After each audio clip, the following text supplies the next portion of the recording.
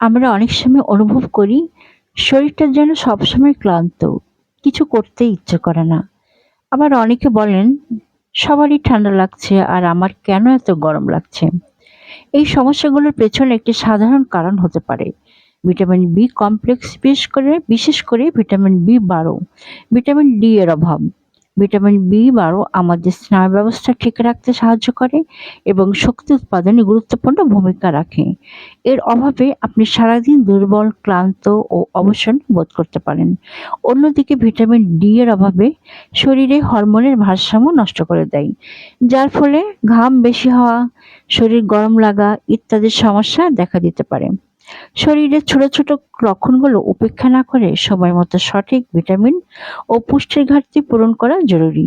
নিয়মিত রক্ত পরীক্ষা ও সুষম খাদ্য গ্রহণে আপনি এসব সমস্যা থেকে মুক্ত থাকতে পারেন।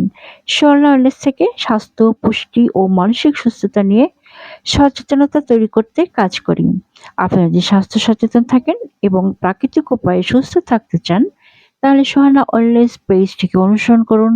সোহানা ওয়েলনেস থেকে আপনাকে জানাতে থাকবে কিভাবে সহজ কিছু অভ্যাস বদলে দিতে পারে আপনার জীবন।